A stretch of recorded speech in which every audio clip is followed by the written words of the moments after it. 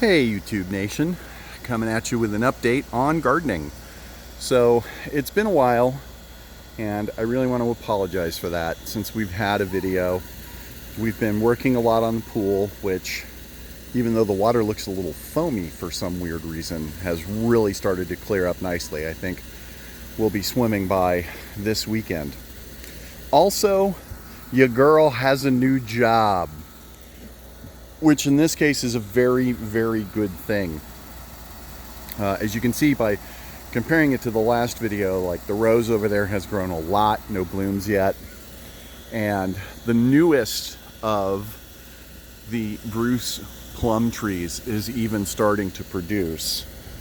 But the real star of the show on that front is, check this out.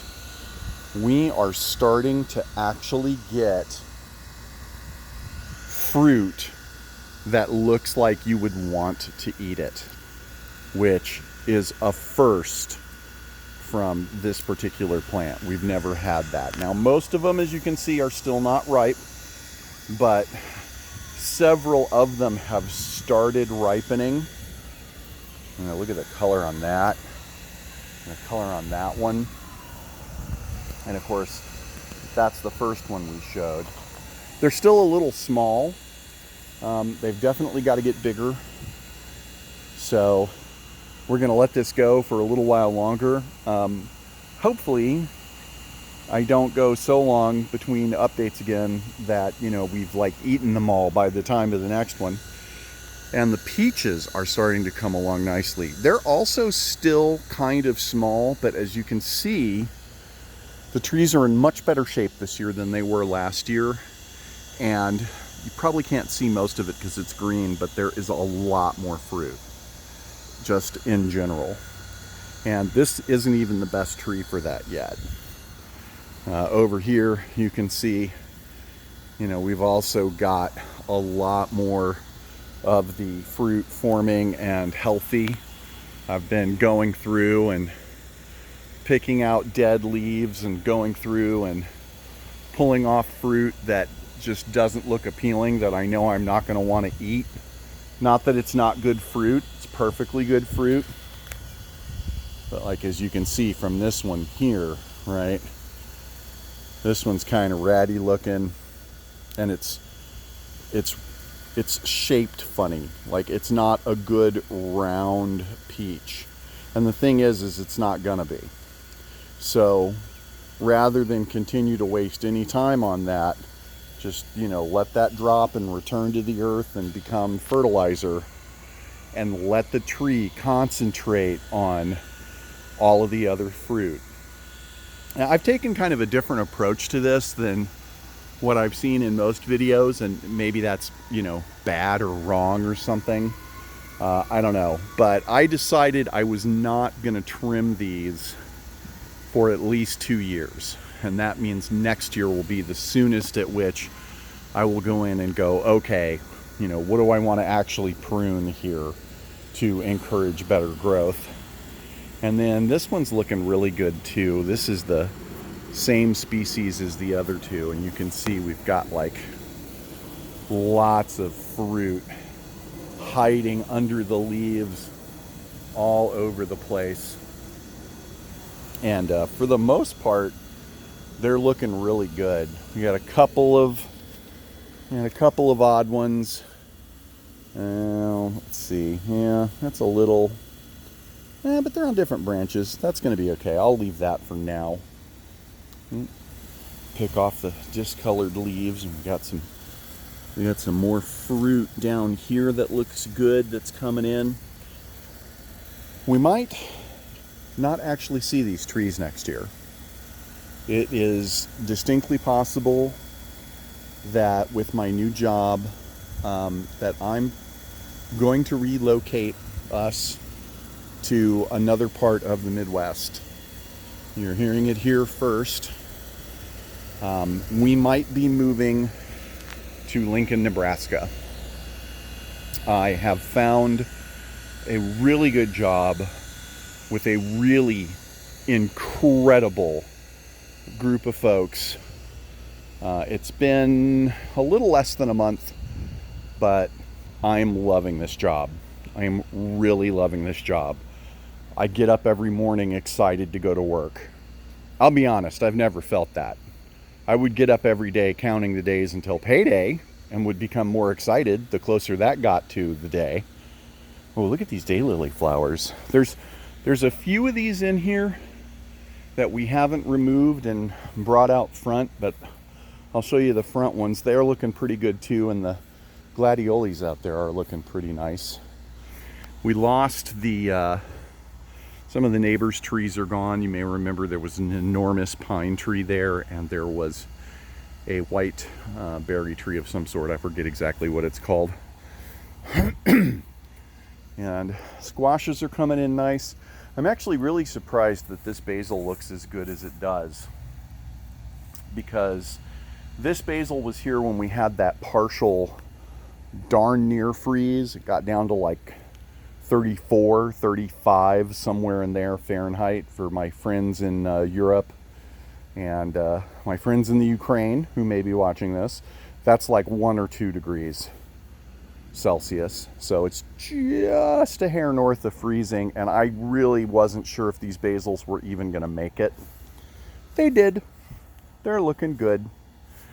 And we're growing a lot of smaller tomatoes this year, and these enormous leaves here belong to some kind of squash. I'm not sure if it's pumpkin or if it's it kind of looks like pumpkin. But if it's not pumpkin, it might be some other. I think I planted some of my good acorn squash seeds as well, and you know, we're just waiting for these to get a little bit bigger. I've had a couple of these tomatoes ripen up, and they were delicious. So I'm really looking forward to having them in enough quantity. And here along the side of the netting, you can see those are all cucumber vines. And so what's going to happen there is they're going to hopefully climb up this, because we'll encourage them to, and that'll keep them out of all of the other things that are in there. And rather than try the string proposition we attempted last year, as you can see, we've got, you know, the tomato cages back out. Man, this is just crazy. The asparagus went wild this year. We're thinking about using this bed primarily for things that are going to be kind of long-term. There's some pepper plants in here, lots of flowers, of course. Cindy loves her flowers. And then these, believe it or not, these are onions. So there's like giant onions under the ground that, you know, we can harvest when and if we ever want them, or we can just let them grow. White mulberry, that's what the tree that was over there in the neighbor's yard. And I'm pretty sure this is another one here, although there's a lot of stuff tangled up in it at the moment. And as you can see, the bee balm all came back. So we're getting plenty of good pollinators. There's a ton, just an absolute ton of bumblebees, which is nice. They don't usually bother me. If I saw regular bees, I'd be running the other direction because I'm allergic. But I've never actually been stung by a bumblebee. I don't know if they sting people or not. And here you can see we're starting to get some really nice little cherry tomatoes that are growing in really well. And I don't see it, but I can smell it. Oh, there it is. There's some mint that's managed to escape the confines. Probably need to pull that up later so that it doesn't completely spread and wreck the lawn. And then over here we're starting to get some you know, these tomatoes don't look great, but the plant looks, you know, reasonably healthy. And those are coming along nicely. More bee balm, more bees. This is all just weeds. We just don't care about this corner.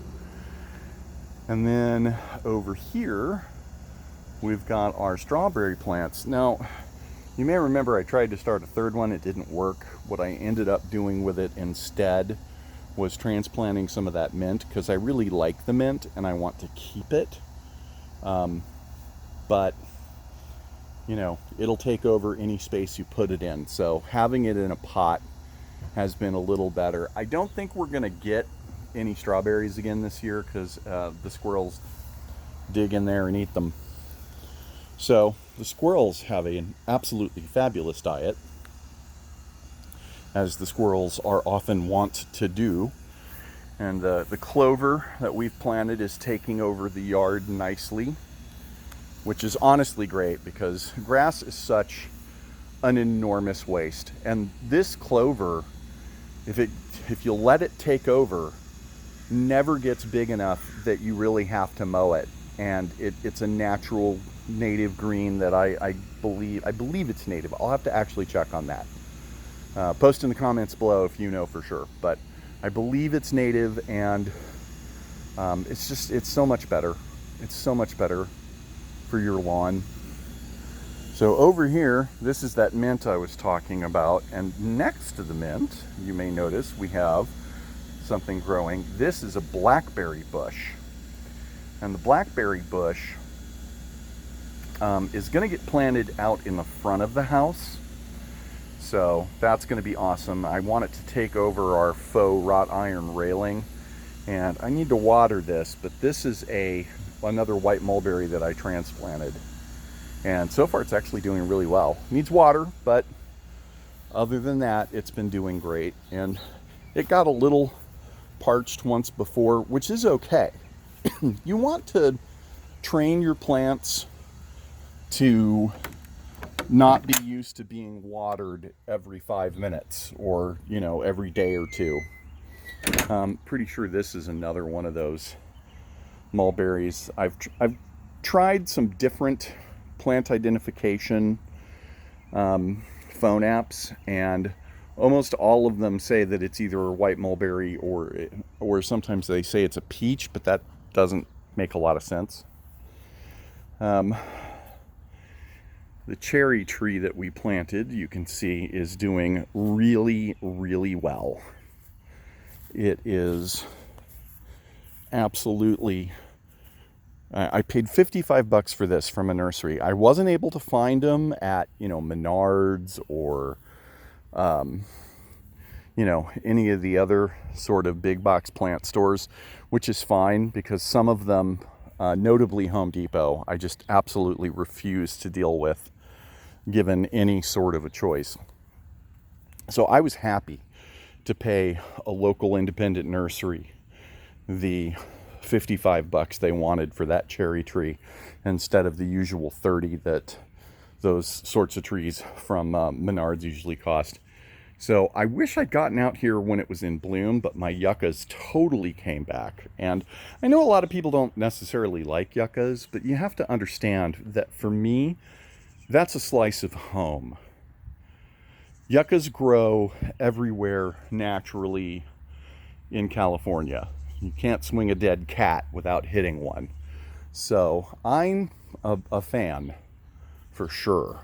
And the flowers have all fallen away and fallen off, but they're obviously very, very healthy. And I'm happy about that. This is another white mulberry, and we haven't removed it yet. So I was kind of hoping to see if there was a way I could save it, but it's literally growing right where the concrete slab is, and I'm afraid it's going to do damage. So that is probably going to have to go. And this is the wrought iron I was talking about, the faux wrought iron. It's actually just painted, and I don't like it. I think it's ugly. So what I'm going to do is, here along the bottom, I'm going to plant those blackberries because they climb. So that can then climb and take over the fence, and it'll be like a little faux wall of food. And we can just come right out the front door and pick ourselves some, put them in our breakfast, whatever we want to do with them. So over here you can see the roses are both doing really well. Yeah, I know, I gotta knock these down. I've got something for that though. I bought a flamethrower. Yeah, it's like this. It just runs on propane, and it's designed to put out a very tight, controlled, but very hot flame. So I'm looking forward to using that on some of these spots where, you know, the prickly plants are really coming up and doing a number, and they've just been impervious to our attempts to control them. So I'm going to burn them out. And after I burn them out, I'm probably going to plant some trees in this space. Unfortunately, they probably won't be food trees, just because this section here gets a lot of road exhaust and salt and snow, and I don't think that's necessarily going to be, you know, the best thing for food I'm trying to eat.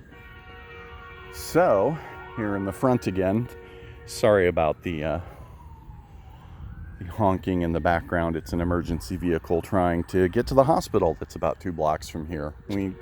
We almost don't hear this anymore because it just happens so frequently.